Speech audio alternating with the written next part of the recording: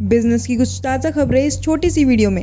आज की first news Zepto के कैफे सर्विसेज के बारे में है, जिनका आने वाले टाइम में 1000 करोड़ का रेवेन्यू का टारगेट है। ज़ेप्टो ने रिसेंटली कैफे सर्विसेज लॉन्च की है मुंबई, दिल्ली और बेंगलोर में, और आने वाले टाइम में हैदराबाद, चेन्नई और पुणे में एक्सपेंशन का भी प्लान है।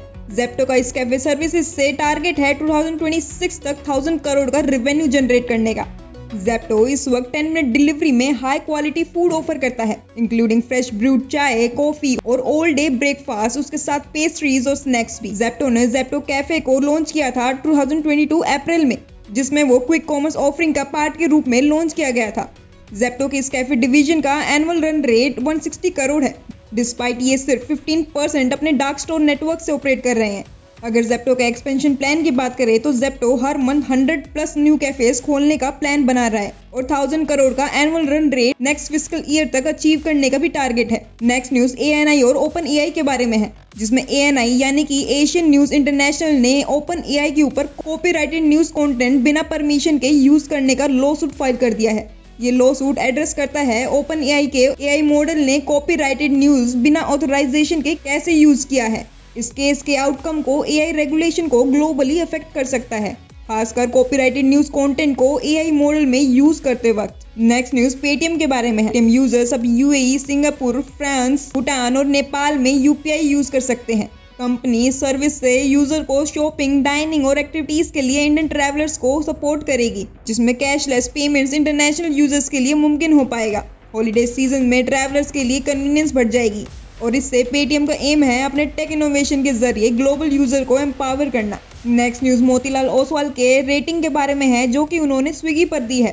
तो मोतीलाल ओसवाल ने स्विगी को न्यूट्रल रेटिंग दी है और इसी के साथ 475 का टारगेट प्राइस भी रखा है। अगर स्विगी के IPO परफॉर्मेंस की बात करी जाए तो स्विगी 420 पर लिस्ट हुआ था, जो IPO प्राइस से 8% अपर था। अगर स्विगी के कॉम्पिटिटिव एज की बात करी जाए तो स्विगी का यूनिफाइड ऐप मॉडल उसको कॉम्पिटिटिव एडवांटेज देता है और इसी की वजह से स्विगी अब टॉप प्लेयर्स में आता है। नेक्स्ट न्यूज मीशो के बारे में है, जिसने स्ट्रॉन्ग मेजर्स लिए हैं फ्रॉड को डिटेक्ट करने के लिए। तो मीशो ने 2.2 करोड़ सस्पिशियस ट्रांजैक्शन को ब्लॉक किया है और 12 लीगल केसेस भी फाइल किए हैं। मीशो के स्पेशल डेटा मॉडल्स ने 13 लाख बोट ऑर्डर्स और 77 लाख स्कैम अटेम्प्ट्स को प्रिवेंट किया है। मीशो ने अकाउंट के टेक ओवर को टैकल करते हुए 98% का सक्सेस रेट अचीव किया है, जो कि अपने आप में बहुत ज्यादा है। इसके साथ मीशो ने अक्टूबर 2023 से लॉटरी फ्रॉड को 75% रिड्यूस किया है। इसी के साथ मीशो ने 18,000 फ्रॉडलेंट सोशल मीडिया अकाउंट्स और 130 फेक वेबसाइट्स को टेक डाउन भी किया है।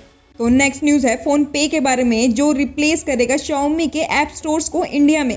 फोन पे का Indus app store get apps को इंडिया में Xiaomi स्मार्टफोन्स के लिए डिफॉल्ट ऐप स्टोर के रूप में रिप्लेस करेगा और इसकी स्टार्टिंग होगी जनवरी से, जिसमें Xiaomi यूजर्स को एक अपडेट नोटिफिकेशन मिलेगा, जिसमें गेट ऐप से इंडस ऐप स्टोर में स्विच करना होगा। Get app team Indus services app के नाम से ऐप इंस्टॉलेशन और सपोर्ट प्रोवाइड करेगी और इससे फोन पे अपने सुपर ऐप कैपेबिलिटीज को स्ट्रेंथन करते हुए स्ट्रेटेजिक मूव के जरिए अपने इकोसिस्टम में रीच को एक्सपेंड कर रहा है। नेक्स्ट न्यूज लेंसकार्ट के बारे में है। तो लेंसकार्ट 200 से लेकर $300 मिलियन की फंड रेज करने की बात कर रहा है सेकेंडरी शेयर सेल्स के थ्रू, जिसमें कुछ एग्जिस्टिंग इन्वेस्टर भी पार्टिसिपेट करेंगे और इससे कंपनी की वैल्यूएशन $6 बिलियन हो सकती है, जो कि 20% के प्रीमियम है। इसके पहले वैल्यूएशन $5 बिलियन से। अगर इसके अलावा रीसेंट इन्वेस्टमेंट की देखें तो पिछले 18 महीने में लेंसकार्ट ने $1 बिलियन रेज किए हैं। नेक्स्ट न्यूज एक इंपॉर्टेंट न्यूज है। CCI ने फाइन कर दिया है मेटा के व्हाट्सएप प्राइवेसी पॉलिसी के लिए। दरअसल CCI यानी कि कॉम्पिटिशन कमीशन ऑफ इंडिया ने मेटा प्लेटफॉर्म पर 213.1 करोड़ के फाइन लगाए हैं व्हाट्सएप के 2021 प्राइवेसी पॉलिसी के जरिए डोमिनेंट मार्केट पोजीशन को एक्सप्लॉइट करने के लिए। ये फाइन व्हाट्सएप के डेटा शेयरिंग प्रैक्टिस से जुड़ा हुआ है, जिसमें यूजर डेटा मेटा कंपनी के साथ शेयर होता है, जो कि एंटी ट्रस्ट कंसर्न रेज करता है और मेटा ये चीज बहुत पहले से करता आया है और अब व्हाट्सएप को 5 साल तक यूजर डेटा मेटा कंपनी के साथ एडवर्टाइजिंग करने के लिए शेयर करने से रोक दिया है और यूजर्स को ऑप्ट आउट का ऑप्शन दिया गया है। अगर इससे पहले एंटी ट्रस्ट केसेस को देखें तो ये गूगल पर भी लगाया गया था, जिसमें 1338 करोड़ का फाइन लगा था। तो नेक्स्ट न्यूज कॉइन स्विच के बारे में है। CoinSwitch ने अपना स्मार्ट इन्वेस्ट सर्विस लॉन्च किया है जो नए क्रिप्टो ट्रेडर्स को इन्वेस्टमेंट स्ट्रेटेजी के जरिए रिस्क कम करने में मदद करेगा। स्मार्ट इन्वेस्ट यूजर को हिस्टोरिकल प्रॉफिट्स, मिनिमम इन्वेस्टमेंट और एडॉप्शन स्टैट्स के आधार पर स्ट्रेटेजीज को चूज करने की सुविधा देता है। यह एल्गोरिथम ऑटोमेटिकली ट्रेड्स को हैंडल भी करता है। ये सर्विसेज CoinSwitch के API ट्रेडिंग फीचर पर बिल्ड है जो क्रिप्टो इन्वेस्टमेंट्स को नॉन टेक्निकल यूजर्स के लिए आसान बनाती है। और इस सर्विस को इसके पायलट प्रोग्राम में काफी पॉजिटिव फीडबैक मिला। अगर कंपनी की ग्रोथ देखे तो कंपनी इस वक्त 2 करोड़ कस्टमर्स को सर्व करती है। तो नेक्स्ट न्यूज लेंसकार्ट के बारे में है। तो लेंसकार्ट ने एक्सपेंड किया है अपने पोर्टफोलियो को विद अ न्यू ब्रांड। तो लेंसकार्ट ने ऑनडेज जो कि एक जापानीज आईवेयर ब्रांड है उनके साथ उनके प्रोडक्ट्स को इंडियन मार्केट में लॉन्च किया है, जिससे कंपनी अपने पोर्टफोलियो को इंटरनेशनल ब्रांड्स के साथ एक्सपेंड कर रही है इंडिया में high quality global eyewear demand को मीट कर रही है। और अगर इस कंपनी के बैकग्राउंड की बात करी जाए तो लेंसकार्ट ने 2022 में ऑनडेज में मेजॉरिटी स्टेक एक्वायर की थी जो लगभग $400 मिलियन की थी। ये नया लॉन्च इंडिया में एक्सक्लूसिव पार्टनरशिप का हिस्सा है जिसमें ऑनडेज का क्राफ्टमैनशिप और लेंसकार्ट की लोकल मार्केट रीच को कंबाइन किया जाएगा। और अगर रेवेन्यू ग्रोथ की देखें तो लेंसकार्ट का ऑपरेटिंग रेवेन्यू FY24 में 5,000 करोड़ को सरपास कर गया था जो कि FY23 में 3,788 करोड़ था। न्यूज एक स्टार्टअप के बारे में है जिसका नाम है हेल्थ कार्ड। तो हेल्थ कार्ड जो कि एक न्यूट्रिशन प्लेटफॉर्म है उसने फंडिंग राउंड रेस किया है $153 मिलियन का। और हेल्थ कार्ड इस फंड को यूज करेगा अपने प्रोडक्ट पोर्टफोलियो को इनहेंस करने के लिए और इसके अलावा ग्लोबल मार्केट में अपनी रीच को बढ़ाने के लिए और अपनी प्रेजेंस को फील करवाने के लिए। और ये फंड उनकी टेक्नोलॉजी को इम्प्रूव करने में भी मदद करेगा ताकि कस्टमर एक्सपीरियंस को बेहतर किया जा सके।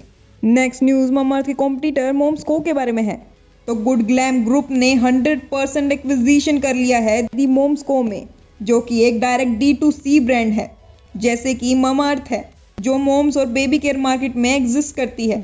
गुड ग्लैम ग्रुप ने अक्टूबर 2021 में दी मोम्सको में मेजॉरिटी स्टेक एक्वायर की थी और मार्च 2023 में अपने स्टेक को 75% से बढ़ाकर 90% तक ले गए थे।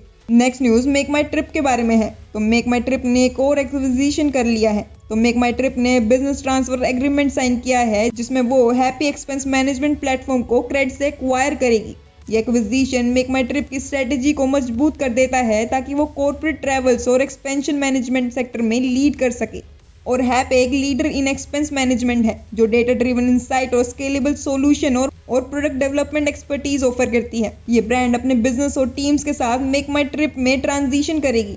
मेक माई ट्रिप के CEO ने ये भी कहा है कि हैप के एक्विजिशन कंपनी के गोल से अलाइन करता है जो कॉर्पोरेट ट्रैवल्स में ग्रोथ की तेजी बढ़ाएगा। और अगर इस डील के ड्यूरेशन की बात करी जाए तो ये डील 90 डेज में क्लोज हुई है। इसके अलावा एक और चीज नोट करने वाली है कि हैपे का पेमेंट डिवीजन जो है वो क्रेड के पास ही रहेगा। नेक्स्ट न्यूज BSNL के बारे में है। तो BSNL ने IFTV इंट्रोड्यूस किया है जो इंडिया की पहली fibre based internet TV service है और ये सिर्फ BSNL के FTTH कस्टमर्स के लिए है। ये सर्विस पहले MP और तमिलनाडु में थी इसमें लाइव टीवी और पे टीवी कंटेंट बिना किसी एक्स्ट्रा कॉस्ट के मिलता था जो यूजर्स के डेटा प्लान को अफेक्ट नहीं करेगा। BSNL का IFTV कॉम्पिटिटर से अलग है क्योंकि ये यूजर्स के मंथली डेटा लिमिट को कंज्यूम नहीं करता।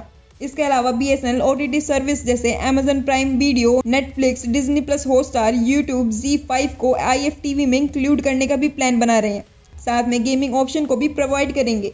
तो नेक्स्ट न्यूज टाटा ग्रुप के बारे में है जो कि स्टेक एक्वायर करने वाला है पेगाट्रॉन में जो कि एक ताइवानीज इलेक्ट्रॉनिक मैन्युफैक्चरर है और जो इस वक्त आईफोन मैन्युफैक्चरिंग प्लांट लगा रहा है। और टाटा ग्रुप इसमें 60% स्टेक खरीदने वाला है और बाकी का 40% स्टेक पेगाट्रॉन के पास ही होगा। ये एक्विजिशन टाटा के इलेक्ट्रॉनिक मैन्युफैक्चरिंग सेक्टर में अपनी प्रेजेंस को बढ़ाने और एप्पल सप्लाई चेन में अपनी पोजीशन को मजबूत करने का हिस्सा है। पेगाट्रॉन का ये प्लांट एप्पल आईफोन की असेंबली के लिए डेडिकेटेड है और ये डील टाटा को एप्पल सप्लाई चेन में ज्यादा प्रोमिनेंट प्लेयर बनाने में मदद करेगी जो इंडिया के ग्लोबल टेक ब्रांड्स के लिए मैन्युफैक्चरिंग हब बनाने में हेल्प करेगा। चलिए अब कुछ बात करते हैं इंटरनेशनल न्यूज़ के बारे में। तो आज की फर्स्ट इंटरनेशनल न्यूज़ इंस्टाग्राम के बारे में है। तो इंस्टाग्राम में अपने साथ एक नया फीचर लेके आया है जिसमें आप अपनी फीड्स, एक्सप्लोर और रील एल्गोरिथम को रीसेट कर सकते हो। इस अपडेट का सबसे ज़्यादा फोकस है प्लेटफॉर्म को सेफ बनाने पर और एज अप्रोप्रिएट कंटेंट पर। नेक्स्ट न्यूज़ एप्पल और इंडोनेशिया के बारे में है। तो जैसा कि कुछ दिन पहले हमने न्यूज़ में कवर किया था कि इंडोनेशिया ने एप्पल 16 को बैन कर दिया है एप्पल की कुछ कमिटमेंट्स पूरी ना होने पर। तो अब एप्पल ने डिसाइड किया है कि वो इन्वेस्ट करने वाले हैं इंडोनेशिया में जो कि $100 मिलियन तक की होने वाली है। इससे पहले उन्होंने 109 मिलियन का कमिटमेंट दिया था, लेकिन सिर्फ 95 मिलियन डॉलर कर पाए थे, जिसकी वजह से इंडोनेशिया ने एप्पल पर बैन लगा दिया था। और अब एप्पल ने अपनी मैन्युफैक्चरिंग इन्वेस्टमेंट को 100 मिलियन डॉलर बढ़ाने का प्रपोजल दिया है और इसके लिए एप्पल फोक्सकॉन के साथ लोकल आईफोन असेंबली के लिए पार्टनरशिप कर सकता है। एप्पल को इंडोनेशिया में इन्वेस्टमेंट डिमांड पूरी करने के लिए पहले भी चैलेंजेस का सामना करना पड़ा था और एप्पल ही नहीं और भी कंपनियां हैं जिनको यही सेम प्रॉब्लम हो रही है और इसका प्राइम एग्जांपल हो सकता है गूगल। सो नेक्स्ट न्यूज भी गूगल के ही बारे में है। तो गूगल जल्द ही इन्वेस्टमेंट करने वाला है 20 million dollar cash plus 2 million cloud credit for health care, climate और फिजिक्स ब्रेक थ्रूज के लिए। और इससे गूगल का एम है साइंटिस्ट के लिए एडवांस टूल प्रोवाइड करते हुए इनोवेशन को प्रमोट करना। तो नेक्स्ट बड़ी न्यूज गूगल के ही बारे में है। तो यूएस का डिपार्टमेंट ऑफ जस्टिस गूगल को अपना क्रोम बिजनेस स्पिन ऑफ करने के लिए फोर्स कर रहा है मार्केट डोमिनेंस कंसर्न के कारण।